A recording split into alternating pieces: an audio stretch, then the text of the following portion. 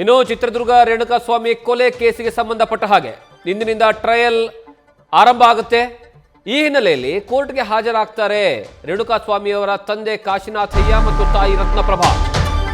ರೇಣುಕಾಸ್ವಾಮಿ ಪೋಷಕರಿಗೆ ಈಗಾಗಲೇ 57ನೇ CCH ಕೋರ್ಟ್ನಿಂದ summons ನೀಡಲಾಗಿದೆ. ನ್ಯಾಯಾಧೀಶರ ಮುಂದೆ ಹಾಜರಾಗುವ ಸಲುವಾಗಿ CW7 ಹಾಗೂ CW8 ಈ ಇಬ್ಬರೂ ಸಹ ಹಾಜರಾಗ್ತಾರೆ. ಇನ್ನು ವಿಡಿಯೋ ಕಾನ್ಫರೆನ್ಸ್ ಮೂಲಕವಾಗಿ ದರ್ಶನ್ ಸೇರಿ 7 ಜನ ಆರೋಪಿಗಳು ಹಾಜರಾಗ್ತಾರೆ. ವಕೀಲರ ಜೊತೆಗೆ ಕೋರ್ಟ್ಗೆ ಉಳಿದಿರುವಂತಹ ಆರೋಪಿಗಳು. ಟ್ರಯಲ್ ಹಿನ್ನೆಲೆಯಲ್ಲಿ ಜೈಲಿನಲ್ಲಿರುವ ದರ್ಶನ್ಗೆ ಈಗಾಗಲೇ ಟೆನ್ಷನ್ ಶುರುವಾಗಿದೆ, ಚಡಪಡಿಕೆ ಆಗ್ತಾ ಇದೆ.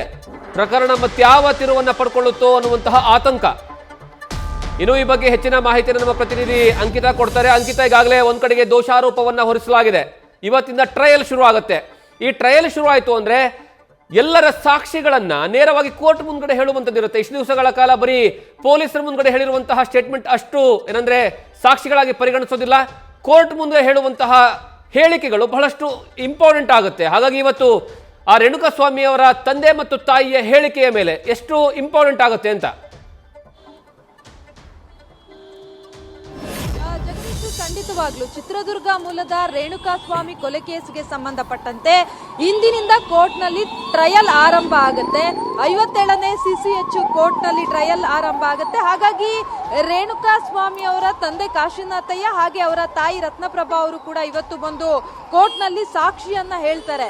ಹಾಗಾಗಿ ದರ್ಶನ್ಗೆ ಎಲ್ಲೊಂದು ಕಡೆ ಟೆನ್ಷನ್ ಶುರುವಾಗಿರುವಂತದ್ದು. ದರ್ಶನ್ ಮಾತ್ರ ಅಲ್ಲ, ಸುಮಾರು 7 ಜನ ಆರೋಪಿಗಳು ಜೊತೆಗೆ ಉಳಿದಂತಹ ಆರೋಪಿಗಳೇನಿದ್ದಾರೆ ಅವರು ಕೂಡ ಇವತ್ತು ನ್ಯಾಯಾಲಯಕ್ಕೆ ಹಾಜರಾಗ್ತಾರೆ. ಅಂದ್ರೆ ಪರಪ್ಪನ ಅಗ್ರಹಾರ ಜೈಲಿನಿಂದ ವಿಡಿಯೋ ಕಾನ್ಫರೆನ್ಸ್ ಮೂಲಕ ಆರೋಪಿಗಳು ಹಾಜರಾದ್ರೆ ಮತ್ತೆ ಇನ್ನುಳಿದ ಆರೋಪಿಗಳು ವಕೀಲರ ಮೂಲಕ ನೇರವಾಗಿ ಕೋರ್ಟ್ಗೆ ಹಾಜರಾಗುವಂತಹ ಸಾಧ್ಯತೆ ಕೂಡ ಇದೆ. ದರ್ಶನ್ಗೂ ಕೂಡ ಎಲ್ಲೊಂದು ಕಡೆ ಟೆನ್ಷನ್ ಶುರುವಾಗಿರುವಂತದ್ದು. ಅಂದ್ರೆ ನಿನ್ನೆ ಅಷ್ಟೇ SPP ಪ್ರಸನ್ನ ಕುಮಾರ್ ಅವರು ಕೂಡ ಸಾಕಷ್ಟು ಸ್ಥಳಗಳಿಗೆ ಭೇಟಿ ಕೊಟ್ಟು ಪರಿಶೀಲನೆಯನ್ನ ಮಾಡಿದ್ರು.